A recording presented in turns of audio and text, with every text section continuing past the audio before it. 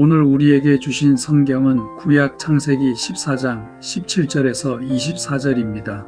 아브람이 그돌라오멜과 그와 함께 한 왕들을 쳐부수고 돌아올 때에 소돔 왕이 사회 골짜기 곧 왕의 골짜기로 나와 그를 영접하였고 살렘 왕 멜기세덱이 떡과 포도주를 가지고 나왔으니 그는 지극히 높으신 하나님의 제사장이었더라.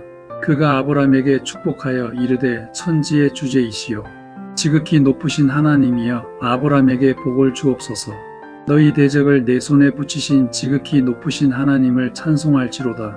하매 아브람이 그 얻은 것에서 10분의 1을 멜기세덱에게 주었더라. 소돔 왕이 아브람에게 이르되 사람은 내게 보내고 물품은 내가 가지라.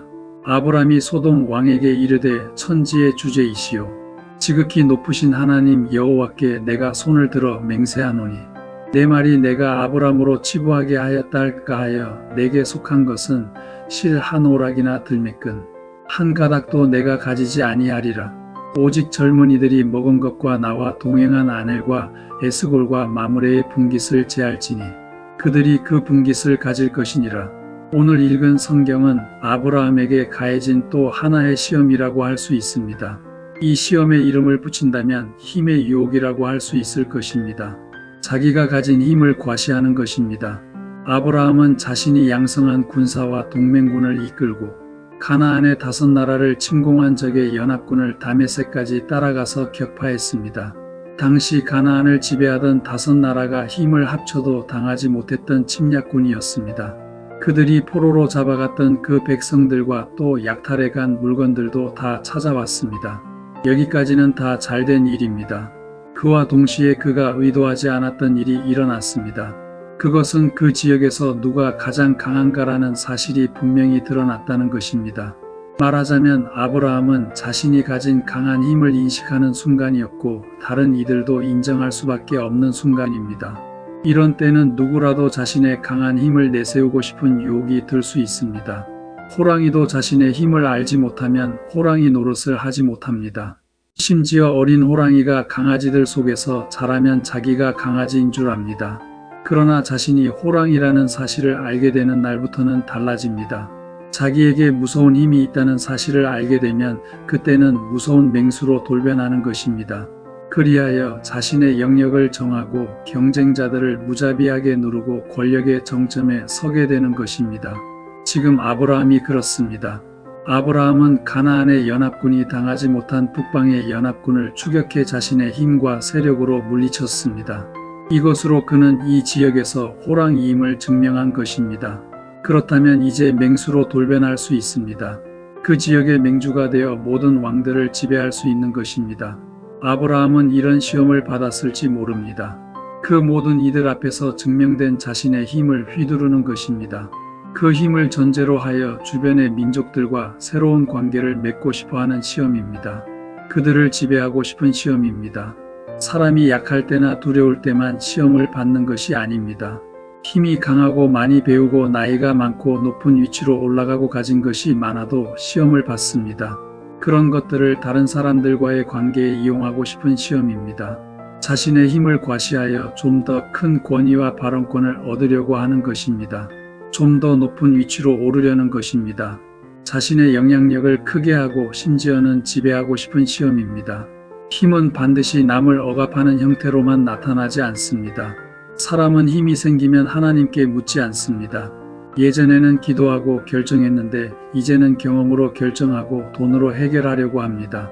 다른 사람의 말도 듣지 않습니다. 내가 해봐서 안다라고 말합니다. 힘의 가장 무서운 유혹은 폭군이 되는 것보다도 하나님 없이도 괜찮다고 느끼게 되는 것입니다. 이처럼 사람들 중에는 힘이 약하고 가진 것이 없을 때는 그렇지 않았는데 어떤 면으로든지 힘을 가지게 되면 달라지는 경우가 있습니다. 다른 사람을 은근히 누르려고 하고 더 나아가 하나님의 뜻마저 자기 생각으로 밀어내려고 합니다. 그 사람 안에 숨어있던 죄의 본능이 슬며시 고개를 드는 것입니다. 힘으로 하려고 합니다. 아브라함은 이런 시험을 당했을 때 어떻게 했습니까? 그도 역시 다른 사람들과 똑같이 했습니까? 그 안에 맹수 본능이 꿈틀거렸습니까? 그렇지 않습니다.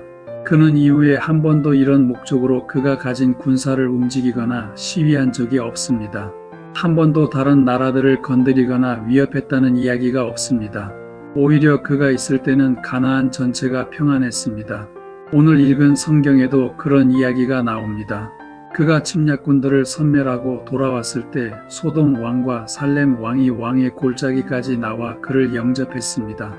소돔 왕이 사람들은 나에게 돌려주시고 물건은 그대가 가지시오라고 했을 때 소돔 왕으로서는 이제 아브라함을 이전과 같은 사람으로 볼 수 없었을 것입니다. 아브라함을 두려워했을 것입니다. 자기 백성들을 전리품으로 여기지 않을까 걱정하는 것입니다. 아브라함은 이런 시험을 어떻게 이길 수 있었습니까? 이 역시 믿음입니다. 믿음이란 사람을 믿는 것도 다른 신을 믿는 것도 아닙니다. 하나님과 다른 것을 동시에 믿는 것도 아닙니다. 사실 이스라엘은 여호와 하나님도 믿고 바알과 아세라도 믿는 혼합 종교의 오랜 역사를 가지고 있습니다. 아브라함은 그의 강한 힘을 의지하지 않았습니다. 그 힘으로 다른 사람 혹은 다른 나라와의 관계를 규정하려고 하지 않았습니다. 아브라함은 힘이 아니라 하나님의 뜻으로 사람 혹은 다른 나라와의 관계를 규정하려고 했습니다. 오늘 읽은 이 성경에 아브라함의 이런 믿음의 자세가 고스란히 드러나고 있습니다. 바로 살렘 왕 멜기세덱과 소돔 왕에게 한 일입니다. 살렘은 예루살렘의 옛 이름입니다. 멜기세덱은 그곳의 왕이며 또한 제사장이었습니다. 당시에는 아직 성전이나 율법 이런 것이 없었고 대신 아브라함처럼 여기저기 하나님을 섬기는 이들이 흩어져 있었으며 그 중에는 제사장 역할을 하는 이들도 있었던 것 같습니다. 멜기세덱도 그런 사람 중에 하나입니다. 그와 소돔 왕이 전쟁을 마치고 돌아오는 아브라함을 맞으러 나온 것입니다. 그는 제사장답게 아브라함을 축복했습니다. 그를 위해 하나님께 복을 빌고 말하기를 너의 대적을 내 손에 붙이신 지극히 높으신 하나님을 찬송할지로다라고 했습니다. 아브라함의 승리를 하나님께로 돌린 것입니다. 아브라함은 그에게 그가 얻은 것에서 11조를 드렸습니다. 제사장의 말을 하나님의 말씀으로 인정하고 당연하게 받아들인 것입니다. 그 승리의 공을 자신이 아니라 하나님께 돌렸습니다. 그가 자기 힘으로 승리를 거두었을 뿐 아니라 그 힘을 의지하려고 했다면 언짢았을 말입니다. 이런 아브라함의 믿음의 자세는 그가 소돔 왕을 대하는 태도에서도 나타납니다. 그가 되찾아온 소돔 왕의 백성은 물론 그 물품도 취하지 않겠다는 것입니다. 소돔 왕의 재산으로 아브라함이 불을 쌓았다는 말을 듣지 않겠다는 것입니다. 이 생각과 말도 하나님만 믿는 믿음에서 나온 것입니다. 재물보다 하나님을 더 믿는 것입니다.